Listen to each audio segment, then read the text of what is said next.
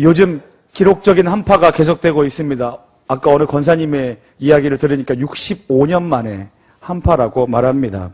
그래서 모든 세상들이 꽁꽁 얼어버렸습니다. 그리고 저희 교회 수도관도 얼어버렸습니다. 그래서 그 사람은 자연 앞에서 이렇게 뭔가 자기는 다 할 수 있을 거라고 이야기하고 세상을 다 지배할 거라고 생각을 하지만 하나님의 능력 앞에서, 자연의 능력 앞에서 우리가 아무것도 할 수 없는 아주 작은 존재에 불과하다는 것을 느끼게 됩니다. 그럼에도 불구하고 하나님의 은혜를 사모하는 마음으로 이 자리에 나온 여러분들을 환영하고 축복합니다. 옆에 계신 성도님들과 함께 이렇게 말하면서 인사를 나누도록 하겠습니다. 잘 따라하십시오.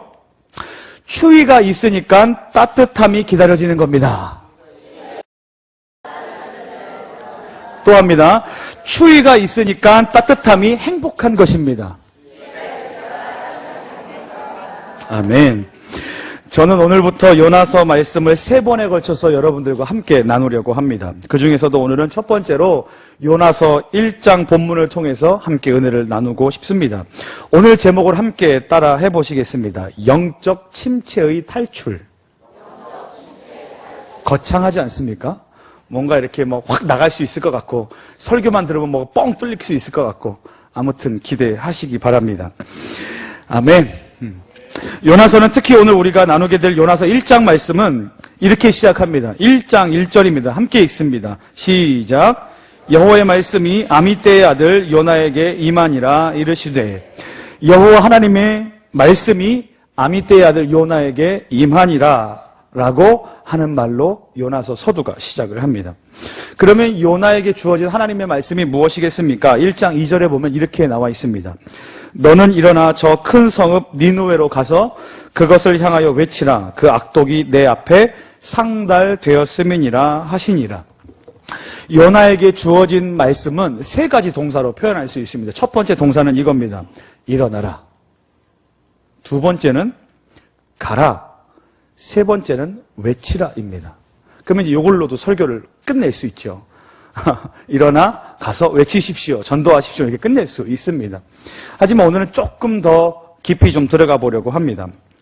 요나에게 주어진 하나님의 말씀이 우리에게 반드시 순종되어야 하는 것은 맞는 일입니다. 만약에 성도님들과 제 안에 하나님의 말씀이 이토록 들렸다고 한번 생각해 보십시오. 일어나라, 가라, 외치라. 그것이 이렇게 자세하게 어떻게 해라 라는 것도 중요하지만 그냥 삶의 자리에서 일어나 가서 내 말을 외치라, 내 복음을 외치라 라고 말씀하셨다면 우리는 아마 이렇게 이야기할 것입니다. 네, 나는 그렇게 할 수 있습니다. 나는 반드시 하나님의 말씀에 100% 순종할 수 있습니다 라고 얘기할지 모릅니다. 하지만 오늘 요나는 그렇게 대답하지 않았습니다. 요나의 태도는 한마디로 말하면 불순종이었습니다. 그러니까 원래 정답은 다 알고 있습니다. 순종이 우리 가운데 정답입니다. 말씀을 순종한다, 이것이 정답이다라는 것에 대해서는 아무도 이의를 제기하지 못합니다. 그런데 그것이 남의 일일 때 더 명확하게 보이는 것입니다. 오늘 요나는 요나서 1장에서 하나님의 말씀에 불순종했다라고 이야기합니다. 하나님이 일어나라 하셨을 때에 요나는 믿음으로 일어난 것이 아니라 불순종으로 일어났습니다. 그리고 니느웨로 가라라고 말씀하셨을 때에 요나는 니느웨로 간 것이 아니라 다시스로 떠났습니다. 그리고 복음을 전하라라고 말씀하셨을 때에 요나는 복음을 전하러 떠난 것이 아니라 하나님의 얼굴을 피하기 위해서 떠났다는 것이 오늘 요나가 보여주고 있는 불순종의 모습입니다. 요나는 인생의 방향도 잃어버렸고 목적도 잃어버렸습니다. 그리고 자기의 주인이 누구인지도 지금 모르는 것처럼 행동하고 있습니다. 이것이 요나의 태도입니다. 이러한 태도를 우리는 한마디로 이야기하면 이렇게 얘기할 수 있습니다. 영적 침체라고 이야기합니다. 한번 따라해 보십시오. 영적 침체. 이 영적 침체를 조금만 더 구체적으로 어떤 것인가에 대해서 명확하게 살펴보기를 원하는데요. 1장에 이런 말이 계속 반복됩니다. 3절 한번 보시겠습니까? 3절 말씀입니다. 1장 3절. 같이 읽습니다. 시작.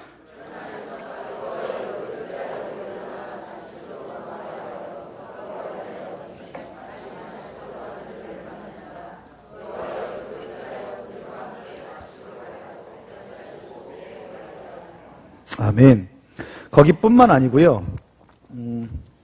어디에 또 있을까요? 10절에 보면 자기가 여호와의 얼굴을 피함인 줄을 그들에게 말하였으므로 라고 표현이 되어 있습니다. 1장에 여호와 하나님의 얼굴을 피하였다라는 표현이 계속해서 반복되고 있습니다.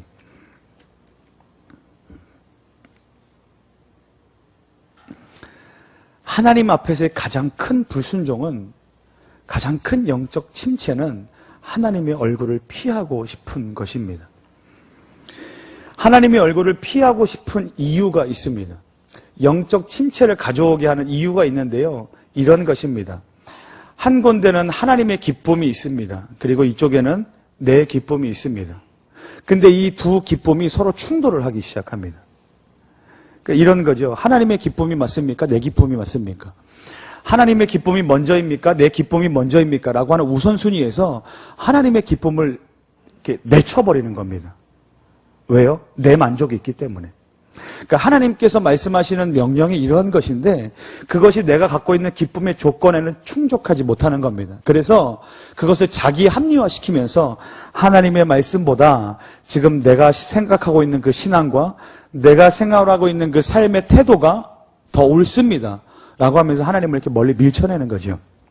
이렇게 하나님의 기쁨과 내 기쁨이 서로 충돌할 때에 하나님의 기쁨을 선택하는 것이 아니라 자기 자신의 만족하는 그 기쁨을 선택했을 때 우리 가운데는 불순종이라는 영적 침체라는 그 상황이 오기 시작합니다.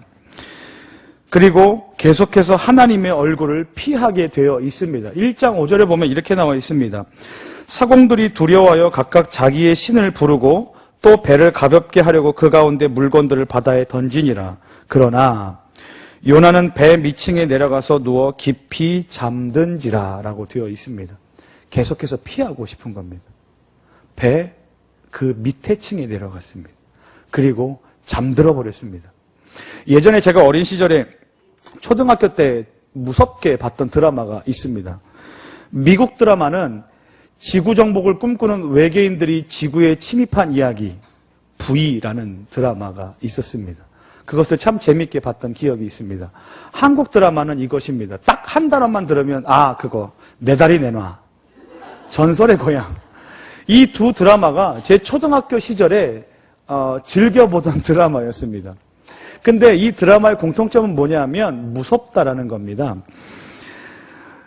그 여름만 되면 남양 특집, 그리고 뭐 공포물에서 영화부터 시작해서 버라이어티 드라마 모든 것이 다 공포에 초점이 맞춰져 있고 사람들을 그것으로 인해서 시원하게 더위를 잊어버리게 만든다고 이야기합니다.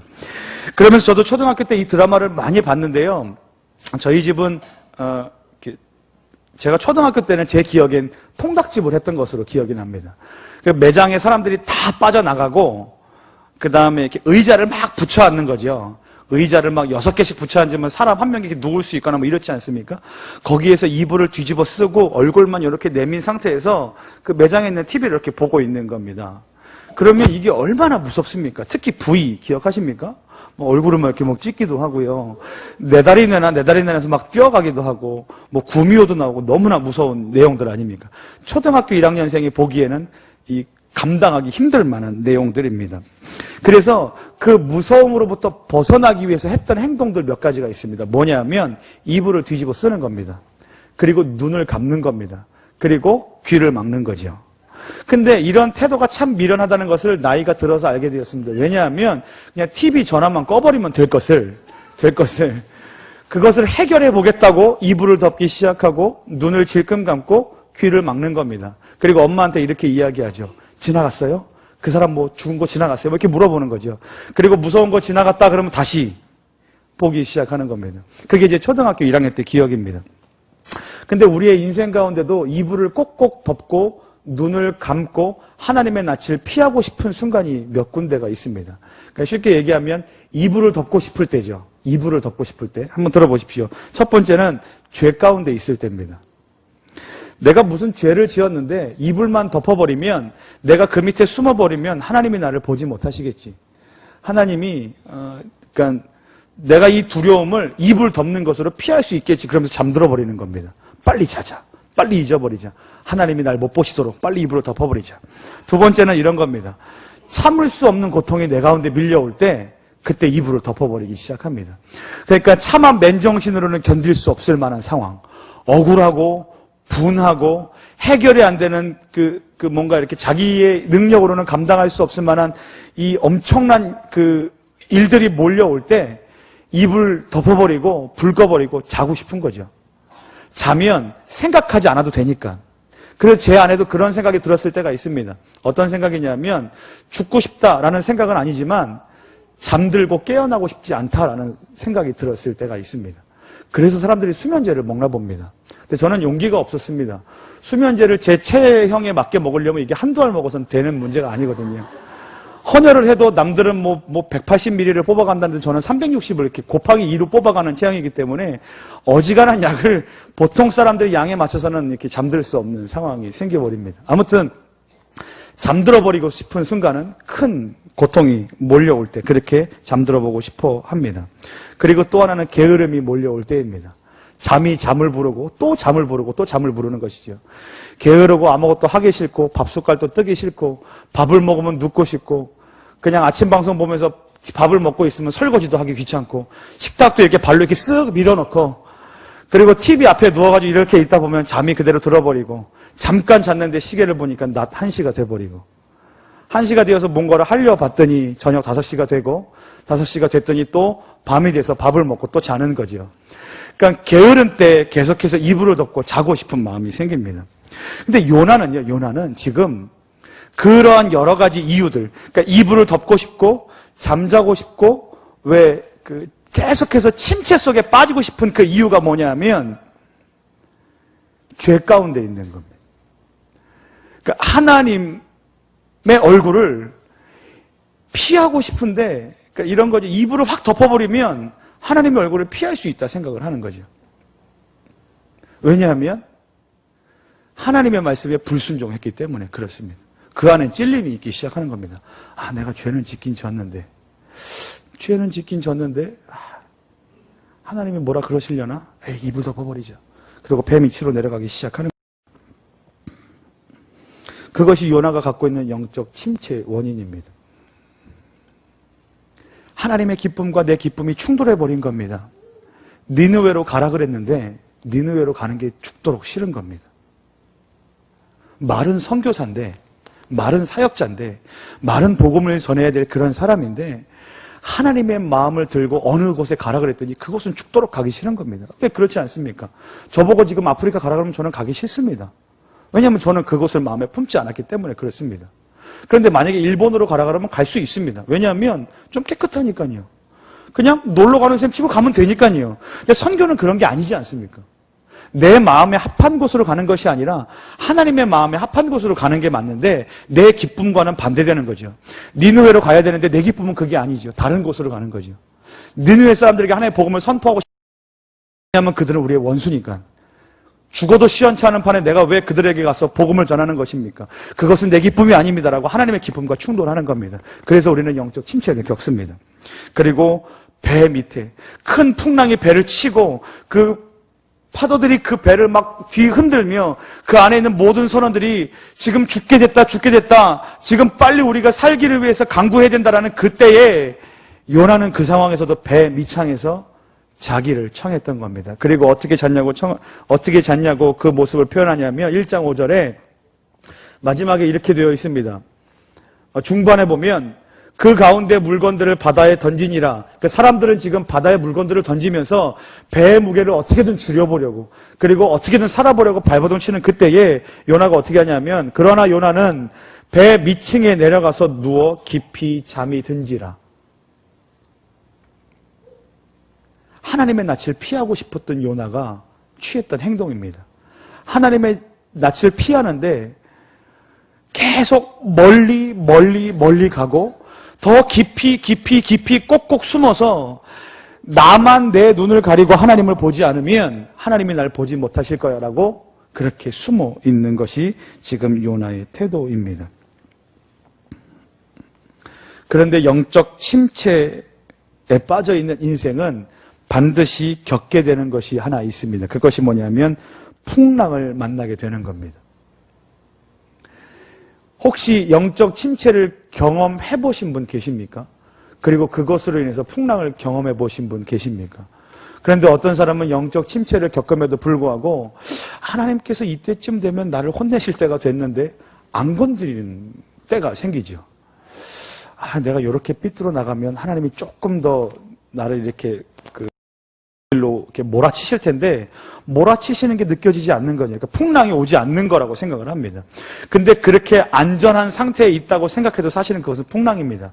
왜냐하면 그것은 계속해서 하나님과 멀어지는 것이기 때문에 그렇습니다. 인생의 풍랑은 하나님과 계속해서 멀어지는 것을 의미합니다. 근데 그 멀어지는 것이 우리 가운데 되돌아와야 함으로 바뀌어야 될 만한 순간이 찾아오게 됩니다.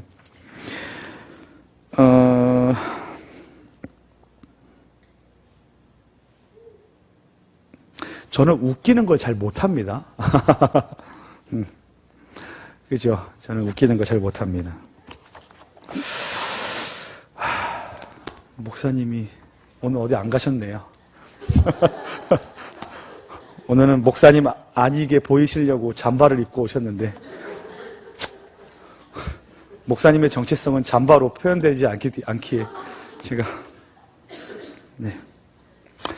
요나서 1장 4절 말씀을 좀 같이 보겠습니다. 요나서 1장 4절입니다. 함께 읽습니다. 시작.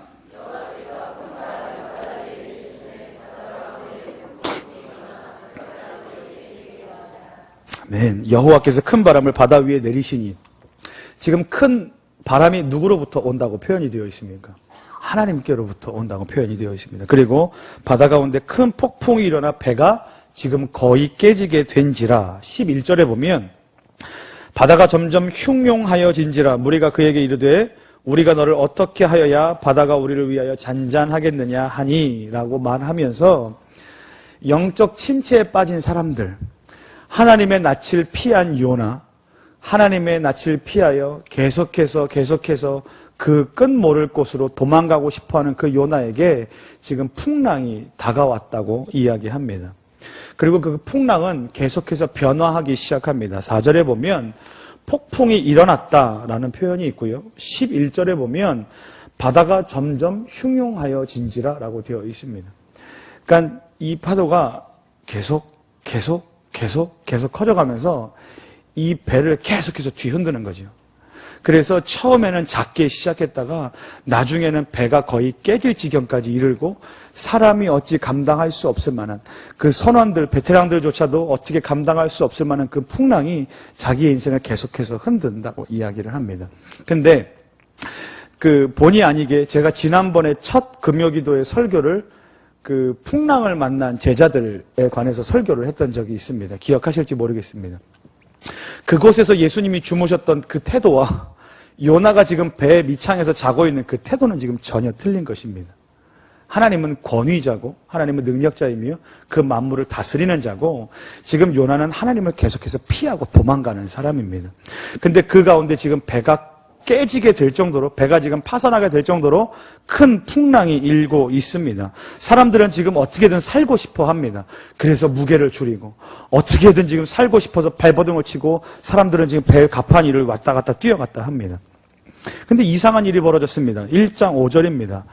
1장 5절에 보면 마지막에 이렇게 되어 있습니다. 바다가 뛰노는 것이 곧 그친.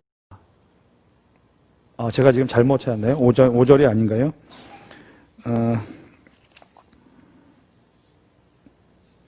15절일까요? 제가 오타가 난 것 같습니다. 그죠? 이 15절에 보면 요나를 들어 바다에 던짐에 바다가 뛰노는 곳이 곧 그친지라. 뒤흔들었던 지금 이 뒤흔들었던 파도가 아무 일 없었다는 듯 멈춰버린 겁니다. 근데 그 일이 언제 일어났습니까? 라고 질문을 하면 성경언어로 이렇게 대답합니다.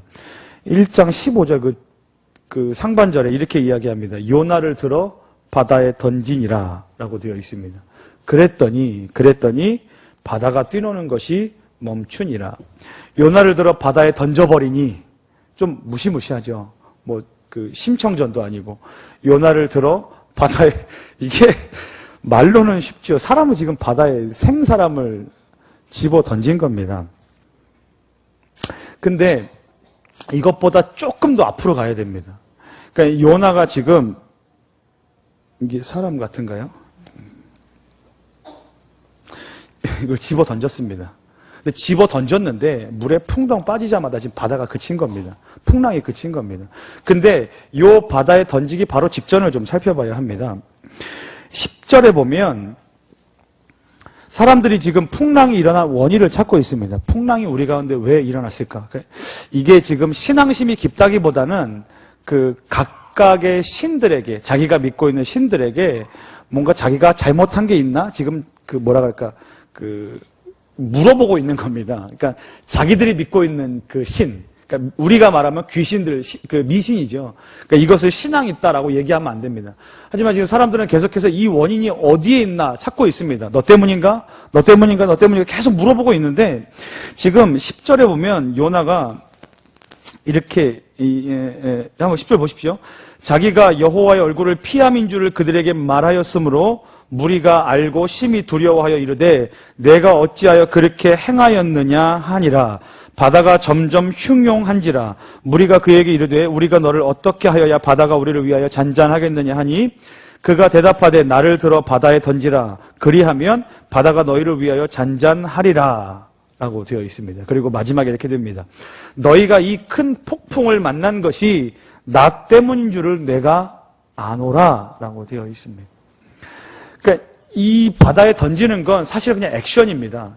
그러니까 뭔가 원인에 대한 액션일 뿐입니다. 그 마음 가운데 갖고 있었던 원인이 뭐냐면 이 지금 풍랑이 나로부터 시작되었다고 이야기하는 것이 요나의 입에서 지금 발견된 것입니다.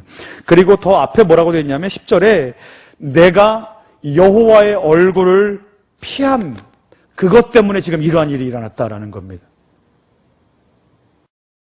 바다에 빠지는 것도 물론 중요합니다. 그런데 바다에 빠지기 직전에 자기가 어떤 것에 대해서 지금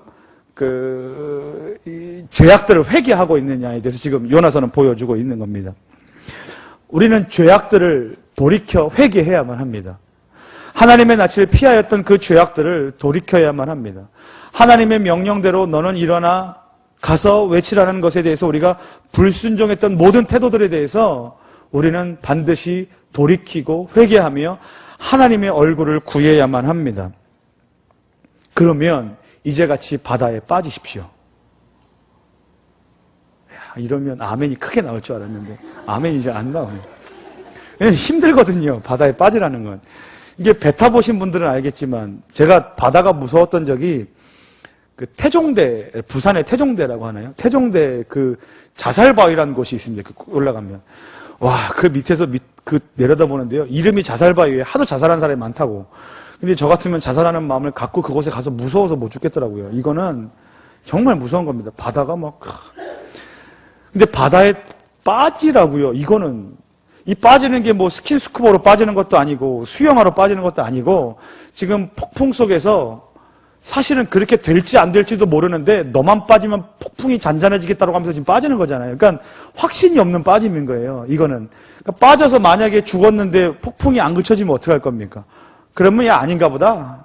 뭐 이렇게 될 거 아닙니까? 그런데 지금 요나는 내 잘못입니다. 내가 하나님의 낯을 피하였기 때문에 이것은 다 내 탓입니다. 그리고 나만 바다에 들어 던지면 이 풍랑이 끝나게 될 것입니다. 그리고 바다에 빠져버리기 시작합니다. 저와 세우신 교회 성도 여러분, 바다에 빠져야 합니다. 우리의 죄악들을 돌이키고 그 가운데 우리가 죽어야만 합니다. 그래야 우리는 살 수 있는 그러한 우리는 믿음을 가지고 있습니다. 그런데 물에 빠지십시오. 물에 빠져서 이제 다 끝내버리십시오라고 이야기하면 좀 당황스럽습니다. 왜냐하면 그걸로 끝이니까. 만약에 요나를 바다에 집어 던졌는데 바다는 잔잔해졌고 사람들은 다 행복해졌습니다. 그런데 요나는 죽었습니다. 그러면 달라질 게 뭐가 있습니까? 벌을 준 것밖에 되지 않지 않습니까? 너 잘못했으니까 내가 벌할 거야. 죽어버려. 그리고 바다에 빠뜨렸습니다. 그리고 죽었습니다. 일어나 가서 외치라는 그 복음 명령은 절대 이루어질 수도 없는 것이고, 그리고 이 사람은 벌 받은 걸로 끝나고 죽어버렸을 것이고, 그 배 위에 있던 미신을 믿던 많은 사람들은 그냥 각자의 자기가 믿고 있던 그 신들을 향해서 또 그냥 그렇게 살았을 것입니다. 그러면 그게 하나님의 기쁨도 아니요, 우리의 기쁨도 아니요, 그것이 무엇을 위한 것입니까? 그런데 오늘 바다에 던져진 그 요나가 그냥 그렇게 죽지 않았다고 성경은 이야기합니다. 17절에 보면 큰 물고기를 하나님께서 미리 예비해 놓으셨다고 이야기합니다. 1장 17절 말씀입니다. 요나서 1장 17절에 여호와께서 이미 큰 물고기를 예비하사 요나를 삼키게 하셨으므로 요나가 밤낮 3일을 물고기 뱃속에 있으니라 라고 되어 있습니다. 우리는 빠지면 죽을 것이라고 생각을 합니다. 우리는 회개를 하면 내 죄악들에 대해서 하나님께 다 털어놓고 하나님의 낯을 피하였던 것이 우리의 죄였습니다라고 하면서 하나님 용서하여 주십시오라고 이야기하면 우리의 기쁨은 다 끝난 거라고 생각을 합니다. 처음에 영적 침체가 어디서 온다고 제가 말씀을 드렸습니까? 하나님의 기쁨과 우리의 기쁨이 충돌될 때 하나님의 기쁨을 택하지 않고 내가 하고 싶은 대로 택했기 때문에 하나님의 낯을 계속해서 피하게 된다고 말했지 않습니까? 그냥 그걸로 죽어버리고 끝나면 우리에게는 무슨 유익이 있겠습니까? 하나님에게는 무슨 유익이 있겠습니까? 그럼에도 불구하고 하나님께서는 오늘 우리 가운데 그 죄악을 돌이키고 하나님 앞으로 나아오라고 말씀하십니다. 그러면 내가 너희를 죽이겠다라고 말하지 않으시고 미리 물고기를 예비하사 그리고 물고기가 소화시키지도 않고, 그죠? 물고기가 그 뱃속에서 요나를 소화시키지도 않고 그리고 살려놓는 역사가 우리 가운데 일어납니다. 이것은 기적입니다. 자연을 뛰어넘은 초자연입니다. 왜요? 하나님께서 일을 하셨기 때문입니다. 뱃속에서 무슨 일이 있었습니까? 라고 물어보신다면 그건 다음 주에 말씀드리겠습니다. 그래야 다음 주에 오실 거 아닙니까?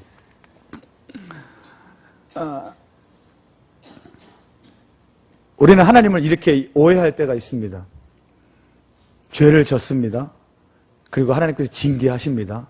그리고 하나님은 그 징계를 즐겨하시고 그 징계를 주는 것을 좋아하시기 때문에 계속해서 징계를 주고 있다라고 말합니다. 하지만 그 이면에 있는 목적은 무엇이냐면 돌아오기를 원하는 겁니다. 29장 11절 말씀에 이렇게 기록되어 있습니다. 한번 잘 들어보십시오. 여호와의 말씀이니라 너희를 향한 나의 생각을 내가 아나니 평안이요 재앙이 아니니라. 너희에게 미래와 희망을 주는 것이니라. 너희가 내게 부르짖으며 내게 와서 기도하면 내가 너희들의 기도를 들을 것이요 너희가 온 마음으로 나를 구하면 나를 찾을 것이요 나를 만나리라. 이것은 여호와의 말씀이니라. 나는 너희들을 만날 것이며 너희들을 포로된 중에서 다시 돌아오게 하되 내가 쫓아 보내었던 나라들과 모든 곳에서 모아 사로잡혀 떠났던 그곳으로 돌아오게 하리라. 이것은 여호와의 말씀이니라. 이스라엘 백성들은 하나님 앞에서 죄를 지었습니다. 그리고 하나님께서는 그 죄악들을 정결케 하시기 위하여 바벨론으로 포로로 끌려가게 하셨습니다. 그리고 70년이 지난 이후에 그들을 다시 원래의 상태로 회복시키시면서 그 전에 이런 말씀들을 하시는 겁니다. 하나님의 원래 의도는 벌을 주고 사람들을 죽이고 때리고 무섭게 하는 것이 하나님의 의도가 아니라 내 마음속에 있던 원래의 의도는 너희를 향한 사랑이었다. 그리고 불순종하고 날마다 하나님의 기쁨을 구하지 않고 너의 뜻대로 움직였던 그 모든 일들이 다시 나를 향해 돌아오기를 소망한다. 가장 쉽게 오늘 성경에 표현한 대로 하나님의 얼굴을 보기 두려워서 날마다 떠났던 사람이 하나님의 얼굴을 보는 것으로 달려오기를 소망한다라는 것입니다.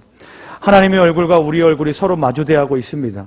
그런데 우리는 죄 가운데 있고 하나님을 더 이상 볼 수 없어 두려워하며 등을 돌리고 떠나가고 있습니다. 그런데 오늘 하나님께서는 우리가 이 등을 다시 돌려 하나님께로 나아오기를 소망하고 계십니다. 누가복음 15장에 보면 잃어버린 탕자의 비유가 나옵니다. 탕자는 이게 자식도 없는데 제가 그러면 안 되죠. 하여튼 나쁜 아들입니다. 죄송합니다. 장가도 안 간 사람이 아들을 사랑하는 마음을 제가 어떻게 알겠습니까? 그런데 그냥 제3자 입장으로 봐서는 아버지가 사랑할 수 없을 만한 아들입니다. 아버지가 사랑할 수 없을 만한 아들은 없다고 부모님들께서 말씀하시지만 제3자의 눈으로 봤을 때는 사랑할 수 없을 만한 사람입니다. 누가 보면 첫 번째 아들이 더 멋지게 살고 있습니다. 아버지를 떠나지 않고 아버지의 일을 도와 계속해서 묵묵하게 일하고 있는 것이 큰아들의 모습이었습니다. 돈을 다 잃어버린 둘째 아들이 먼 곳에 갔다가 마음속에 후회를 하고 이렇게 이야기하기 시작합니다. 내가 여기서 종만도 못한 삶을 살고 있으니 아버지께 돌아가서 용서를 구하면 아들의 신분이 회복되는 것이 아니라 그냥 종의 모습이라도 아버지 앞에서 있고 싶다. 아버지가 그러면 종을 굶기지는 않을 것 아니냐라는 마음으로 돌아갔습니다.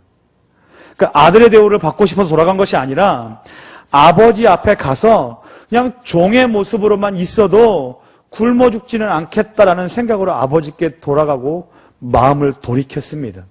그런데 그 아들이 돌아오는데 아버지께서 오매불망 아들이 돌아오기를 기다리고 계시는 그 아버지가 저 멀리서 아직도 상거가 먼데 아직도 거리가 먼데 저 먼 곳에서 아들이 터벅터벅 부끄러운 마음으로 고개를 숙이고 그렇게 다리를 질질 끌며 몸을 축 늘어뜨리고 걸어오는 그 모습을 보자마자 아버지가 멀리서부터 그를 향해 뛰어오시며 그를 끌어안고 그리고 엉엉 우시면서 왜 이제 왔니? 라고 말씀하시는 모습이 누가복음 15장에 나옵니다. 그리고 큰아들이 이해할 수 없을 만한 상황이 벌어집니다. 내 아들이 돌아왔다. 잔치를 하자. 소를 잡아라. 그리고 좋은 옷을 갖고 와라. 내가 귀하게 그 아들을 다시 아들로 받아들이리라. 라고 성경이 그렇게 이야기합니다. 이것이 아버지의 마음입니다. 제3자는 모르는 아버지의 마음이죠. 근데 사람의 아버지도 인간의 어머니도 그렇게 하실진데 우리 하나님 아버지께서는 어찌나 기다리시지 않겠습니까? 하나님께서는 오늘 우리가 돌아오기를 기다리십니다. 그리고 하나님의 얼굴을 바라보기를 소망합니다. 목사님께서 순진이와 순돌이 이야기를 많이 하시죠. 저는 가끔씩 올라가 봅니다. 그 친구들이 무서워서 잘 올라가진 않습니다. 얘네들이 얼굴을요 정말 뚫어지게 쳐다봐요. 그리고 그냥 몸에다가 다리를 촥 올려요. 그래서 속으로는 확 이렇게 해버리고 싶은데 목사님이 옆에서 이렇게 인자한 눈으로 보고 계시고 그러면 이제 이러는 거죠. 그냥 옆에서 이렇게 얘기하는 겁니다. 앉아. 말은 듣지 않습니다. 저도 그 아이들이 이쁩니다. 왠지 아세요? 제가 그 아이들이 이렇게 오면 이렇게 몸에 그러니까 어느 날 이렇게 좀 제 딴에는 좀 이렇게 신경 써서 코트 입고 왔는데 코트에다 이렇게 발을 착 올리면 혹시나 여기에 그게 묻을까봐 그래서 걱정되는 거지 몸에 붙는 건 싫어하는 건 아닙니다. 근데 애들 오면 얼굴을 계속 이렇게 보고 있어요.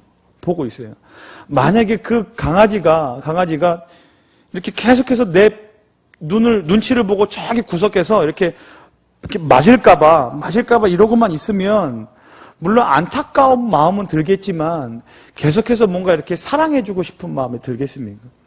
내 사랑하는 아들이 계속해서 배 밑에 들어가 있고 이불을 덮고 있고 좀 돌아와서 회개하고 용서를 구하고 그냥 됐다. 그냥 내가 다 용서할게.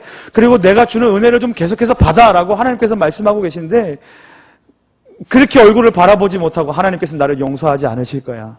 하나님께서는 내가 돌아오는 걸 원치 않으실 거야.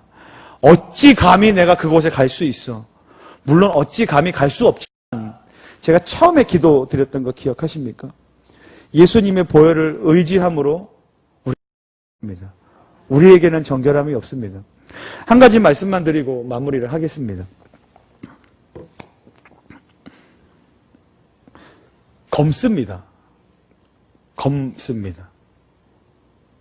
우리의 죄 때문에 검습니다. 근데 예수님이 이렇게 하얀 예수님이 우리를 이렇게 싸고 계십니다. 흰 눈보다 더 흰 눈보다 더 희게 우리를 하실 그 예수 그리스도의 보혈이 우리를 싸고 있습니다. 안은 어떻습니까? 계속해서 검습니다. 우리의 죄의 문제를 우리 안에서 해결되지 못했습니다. 예수님께서 해결해 주신 것이지 우리는 계속해서 죄인입니다. 날마다 넘어지고 날마다 하나님의 낯을 피할 수밖에 없는 죄인입니다. 나 깨끗합니다. 나 하얗습니다라고 할 만한 그 의가 우리 안에는 아무것도 없습니다. 근데 우리는 착각합니다. 우리가 설교를 잘 듣고 눈물을 흘리고 기도를 많이 했고 성경을 읽었고 큐티를 한 번도 빠지지 않았고 무엇인가를 다 해내면 우리가 의로워졌고 오늘은 좀 하나님 앞에 떳떳하게 나갈 수 있다라고 얘기합니다. 그때를 조심하십시오. 배부른 순간을 조심하십시오. 그때에도 우리는 하나님의 의가 필요한 사람들입니다. 그렇다면 우리의 의가 전혀 없는 상태에서 예수님만 바라보는 우리, 오늘 이 시간에 하나님께서 단 한 가지를 우리에게 원하시는데 돌아오기를 원하십니다. 돌아가기 위해서는 회개해야만 합니다. 돌아가기 위해서는 우리의 잘못에 대해서 시인해야만 합니다. 제가 올라오기 전에 찬양단 식구들과 이렇게 기도 부탁을 했습니다. 설교를 하는 게 오늘 부담스럽습니다라고 이야기를 했습니다. 왜냐하면 물론 설교를 잘할 수 있는 능력은 제게 없습니다. 한 번도 제가 생각해 본 적이 전혀 없습니다. 근데 그것 때문에 부담스럽지 않았습니다. 어떤 것이 저에게 부담스러웠냐면 그렇게 살지 못하는데 설교하는 게 부담스러웠습니다. 하나님께로 돌아오십시오. 하나님께 회개하십시오. 하나님의 얼굴을 구하십시오. 그리고 이따 찬양하게 될 건데 주님을 보게 하소서 그렇게 찬양할 텐데 그러면 나는 어떻게 살았냐는 겁니다. 그러지 못했거든요. 저조차도 하나님 앞에서 고백해야 될 죄인이거든요. 우리 시간 좀 계속해서 찬양하고 기도하고 나갈 텐데